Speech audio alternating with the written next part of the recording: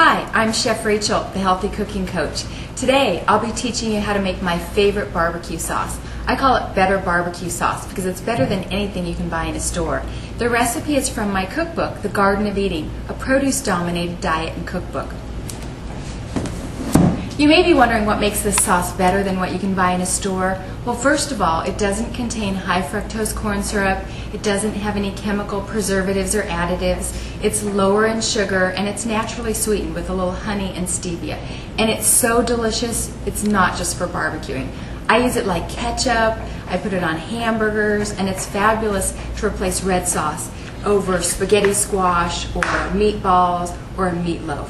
So let me walk you through it. It's a simple recipe, and once you try it, you'll want to make it again and again.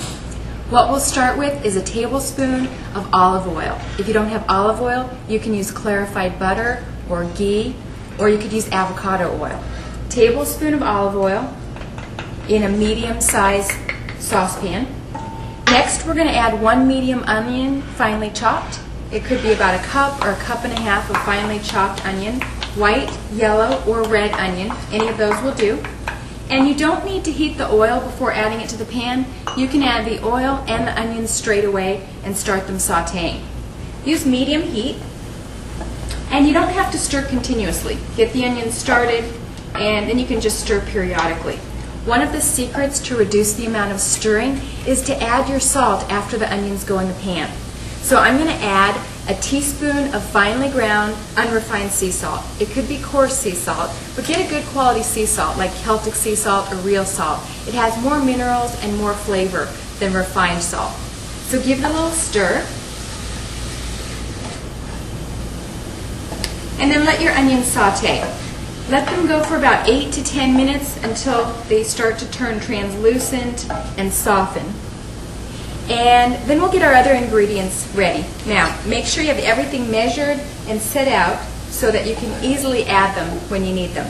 You're going to need a teaspoon of ground cumin, a teaspoon of dry mustard, a teaspoon of dried oregano. If you want, you can also add a teaspoon of dried basil, a quarter to a third of a teaspoon of ground chipotle, that smoke-dried jalapeno pepper. And it's one of my secret weapons. It makes barbecue sauce so delicious and smoky. So look for it in ethnic markets, natural food stores, or online. You'll also need 2 cloves of garlic, minced or finely pressed. You'll need a 6-ounce can of tomato paste. Make sure when you buy the tomato paste that it's unsalted and unsweetened. Read the labels carefully because supermarket tomato paste often contains sugar and salt, and you don't want those in this recipe. The other thing you'll need is a tablespoon of honey, and if you like a sweeter taste, use 2 tablespoons, and a quarter teaspoon of stevia extract powder. Make sure it's pure stevia extract powder with nothing added, or use the clear stevia liquid, either one. But you don't need much stevia because it's super sweet and super concentrated. But it's going to enhance the flavor of the honey without overpowering the barbecue sauce. One last ingredient you need is a cup and a quarter of chicken broth, vegetable broth, or what I call bone building broth. And this is a recipe that I've made, bone building broth, that's in the Garden of Eating. If you don't have that, just substitute chicken broth or stock or vegetable stock or broth. Now do remember, if you're using a salted broth or stock, you're going to need to cut the amount of salt back in your recipe by about a half so it's not too salty. Now the onions are translucent. Let's add the other ingredients. Garlic,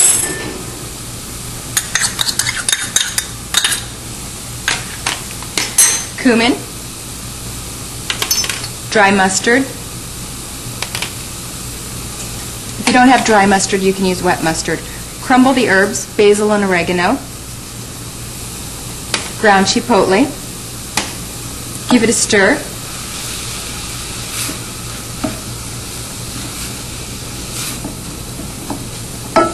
Tomato paste.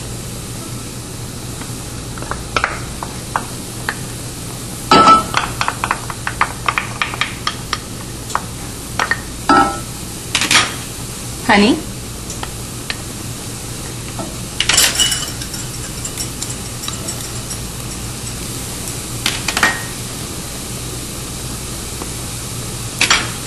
Stevia.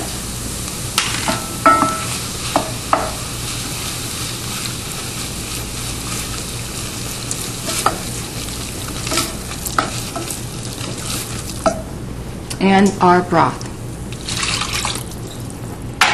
You'll need a wire whisk at this point.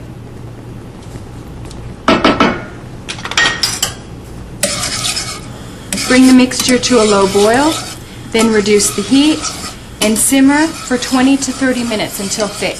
If you have a splatter screen, you can put that on top of the pot to reduce splattering around the kitchen.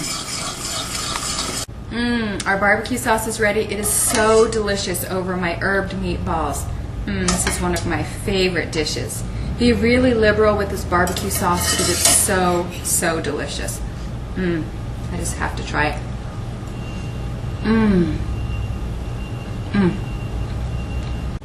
If you would like more delicious recipes like these, visit my blog, thehealthycookingcoach.com, or visit me on YouTube.